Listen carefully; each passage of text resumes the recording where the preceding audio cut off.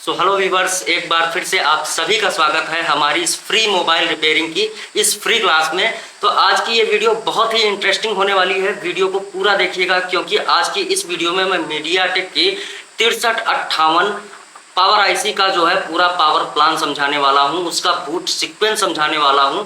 आज की इस वीडियो में मैं बिल्कुल डीप नॉलेज दूंगा। आपने यूट्यूब पर आज तक इतना डीप नॉलेज कभी नहीं देखा होगा। तो वीडियो को पूरा देखिएगा, बिल्कुल भी स्किप नहीं करिएगा, क्योंकि ये वीडियो देखने के बाद मैं दावे से कह सकता हूं कि आप 6358 को पूरे तरीके से समझ पाएंगे। और कोई भी हैंडसेट अगर आपके पास डेड आता है 6358 वाला, तो आप उसको इजीली रिपेयर कर पाएंगे।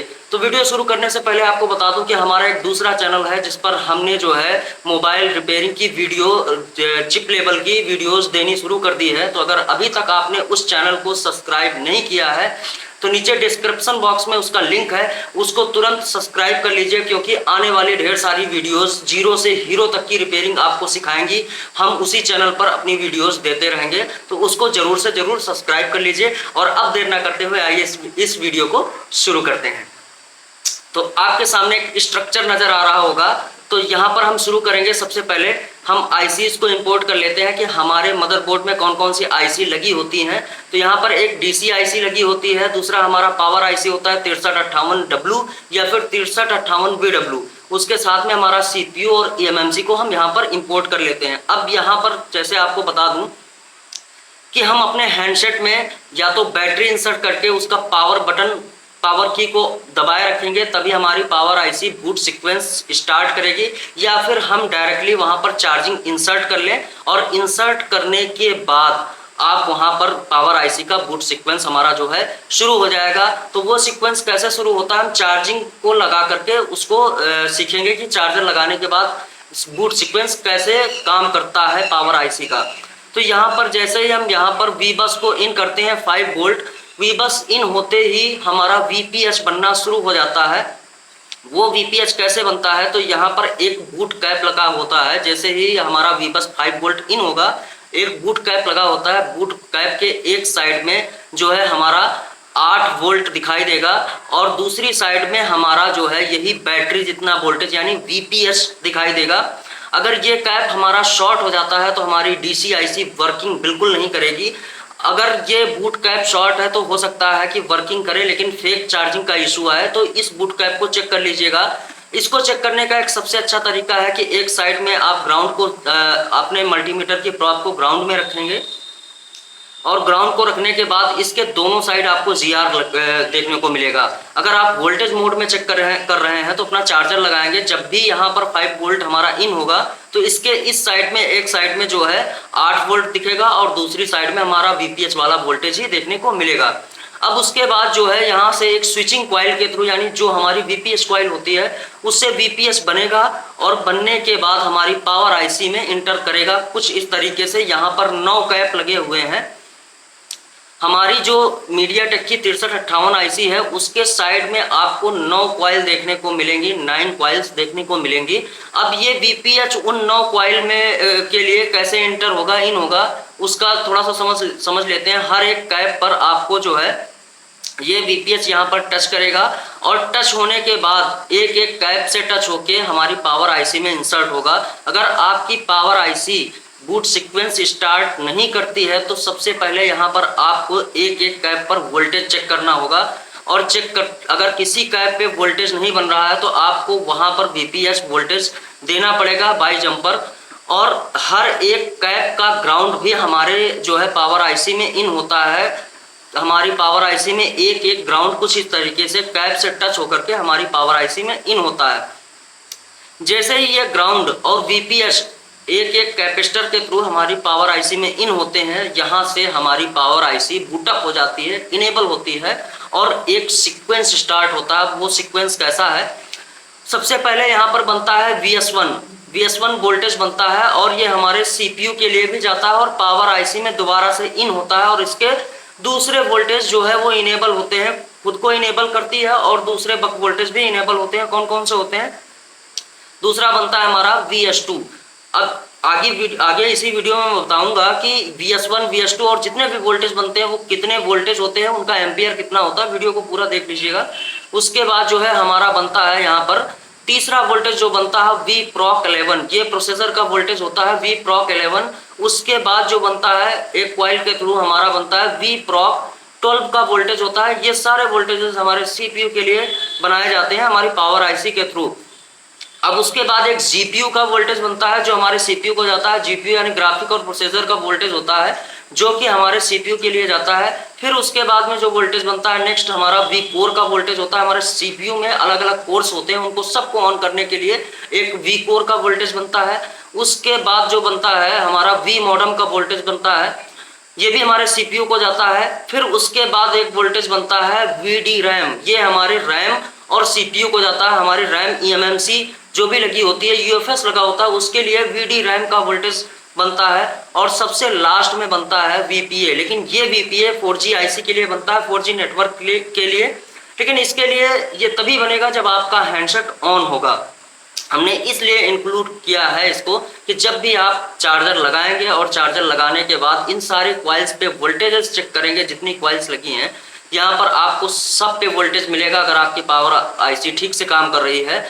नहीं तो अब आपको एक कॉइल मिलेगी जिसपे VPA का वोल्टेज बनता है। अगर आपका फ़ोन ऑन नहीं होगा तो आपको यहाँ पर वोल्टेज देखने को नहीं मिलेगा। अब आइए जान लेते हैं कि हमारे ये जो बक कॉइल्स हैं, कौन कौन सी कॉइल कितना वोल्टेजेस बनाती है। तो इसके लिए भी मैंने एक लेआउट डिज़ाइन किया है स्ट्रक्चर एनिमेशन के माध्यम से आपको समझाने के लिए। तो यहाँ पर जो हमारा VS2 का वोल्टेज बनता है वो बनता है 2.0 एम्पियर का होता है और 1.2 से लेकर के 1.5 वोल्ट तक आपको चेक करके मिलेगा कॉइल पर। उसके बाद हमारा VS1 का वोल्टेज बनता है, ये भी 2 एम्पियर का होता है, 2.0 एम्पियर 1.86 से लेकर के 2.2 तक आपको देखने को मिलेगा VS1 का वोल्टेज। उसके बाद Vproc11 का वोल्टेज बनेगा, ये 5.0 एम्पियर यानी 5 एम्पियर होता है और इसका जो वोल्टेज है वो बहुत कम होता है, एम्पियर बहुत ज़्यादा होता है। तो ये बनेगा 0.55 वोल्ट से लेकर के 1.1 वोल्ट तक। और फिर उसके बाद जो हमारा बनेगा Vproc12 का वोल्टेज एक दूसरी कॉइल से बनेगा, ये भी 5 एम्पियर का होता है, 0.55 वोल्ट से लेकर के 1.1 वोल्ट तक आपको देखने को मिलेगा मल्टीमीटर के थ्रू अगर आप इसको चेक करते हैं तो। फिर बनेगा GPU का वोल्टेज, ये GPU का वोल्टेज भी 5 एम्पियर होता है, इसका वोल्टेज भी 0.55 वोल्ट और 1.1 वोल्ट बनता है। 0.55 वोल्ट से 1.1 वोल्ट तक आप इसको चेक कर सकते हैं। उसके बाद बनता है Vcore का वोल्टेज, ये भी हमारा 5 एम्पियर होता है, 0.55 वोल्ट और 1.1 वोल्ट 0.55 वोल्ट से लेकर के 1.1 तक इसको आप चेक कर सकते हैं। फिर उसके बाद बनता है Vmodem का वोल्टेज, इसका एम्पियर जो है वो कम होता है, 3.2 एम्पियर से बनता है और ये 0.45 वोल्ट से लेकर के 1.1 वोल्ट तक आपको देखने को मिलेगा। उसके बाद बनता है Vmodem का वोल्टेज 2.0 एम्पियर का होता है और 1.22 वोल्ट से लेकर के 1.1 वोल्ट तक आपको देखने को मिल जाएगा। अब सबसे लास्ट में बनता है जब हमारा फ़ोन ऑन हो जाता है तो VPA 4G IC के लिए वोल्टेज बनता है, 1 एम्पियर होता है और 0.5 वोल्ट से लेकर के 3.4 एम्पियर जितना हमारे 4G IC को रिक्वायर्ड रहेगा, ये उतना पावर IC हमारी प्रोवाइड करेगी। अब उसके बाद जो है आपको एक मैं बता दूं कि ये सारे वोल्टेजेस जो हैं, इसमें कुछ वोल्टेज हैं जो दूसरा कुछ भी बनाते हैं और क्या बनाते हैं इसको भी अलग लेआउट में हम समझ लेते हैं। यहाँ पे जो हमारा VS2 बनाता है, VS2 वोल्टेज जो है ये हमारे CPU को तो जाता ही जाता है, साथ में इससे 2-3 वोल्टेज और बनते हैं। एक VA12 वोल्टेज बनता है जो कि 300 मिली एम्पियर होता है और 300 मिली एम्पियर के बाद ये बनाता है 1.2 वोल्टेज, यानी कि VA12 के नाम से 300 मिली एम्पियर बनता है। 1.2 वोल्टेज मल्टीमीटर से आप इसको चेक कर सकते हैं और ये डायरेक्टली हमारे CPU के लिए बनता है। VSRAM का वोल्टेज है Vproc11, ये आपको अलग से देखने को मिल जाएगा। तो एक मिनट मैं आपको इसको स्लाइड जो है हमारी वो हट गई है तो एक बार फिर से समझा दूँ। जो ये हमारा VSRAM का वोल्टेज है ये भी CPU के लिए अलग से भेजा जाता है और Vproc12 का वोल्टेज भी है। ये दोनों वोल्टेज रैम वाला और Vproc11 और Vproc12 600 मिली एम्पियर का होता है और यहाँ पर अगर आप वोल्टेज चेक करेंगे तो 0.6 वोल्ट से लेकर के 1.2 वोल्टेज देखने को मिलेगा। अब हमारा जो VS1 बनता है, इससे भी 2-3 लाइंस और बनती हैं। वो बनता है VIO 1.8, ये भी हमारा CPU के लिए जाता है और ये 700 मिली एम्पियर होता है। यहाँ पर हम वोल्टेज चेक करेंगे तो 1.8 वोल्टेज हमको देखने को मिलेगा। और उसके बाद जो बनता है कि EMI VDD CPU plus RAM के लिए वोल्टेज बनता है, ये 300 मिली एम्पियर का होता है और यहाँ पर भी आपको 1.8 वोल्टेज देखने को मिल जाएगा। अब एक खास बात और आपको बता दूं, जो कि इस वीडियो में मैंने डिजाइन नहीं किया है, ये सारे वोल्टेजेस बनने के बाद आपको एक वोल्टेज हमारी पावर आईसी और बनाएगी और आपको देखने को मिलेगा, वो होगा रीसेट बी का वोल्टेज। अब ये रीसेट बी क्या होता है, जितने वोल्टेजेस मैंने अभी तक आपको बताए, ये सारे वोल्टेजेस जैसे ही हमारी पावर आईसी बनाएगी, ये सारे वोल्टेजेस फ्लैक्चुएशन में होते हैं। कभी कभी क्या होता है, जब भी हम अपने मदरबोर्ड में वोल्टेजेस चेक करते हैं तो सारे वोल्टेजेस फ्लैक्चुएशन में होते हैं, अप डाउन होते रहते हैं। उसका रीजन ये होता है कि हमारी पावर आईसी एक वोल्टेज और बनाती है, वो बनाती है रीसेट बी का, और वो जाता है डायरेक्टली हमारे सीपीयू में।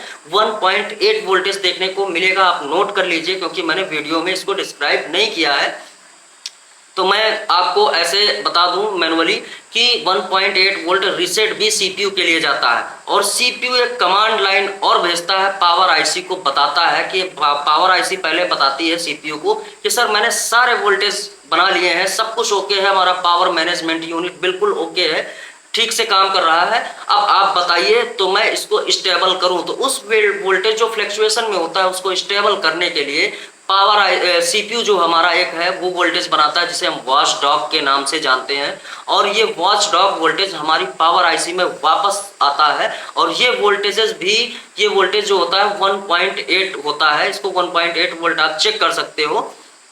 ये वोल्टेज डायरेक्टली हमारे पावर आईसी में जैसे ही आता है वैसे ही ये फ्लक्चुएशन रुक जाता है और पावर आईसी अपने सारे वोल्टेजेस स्टेबल कर देती है।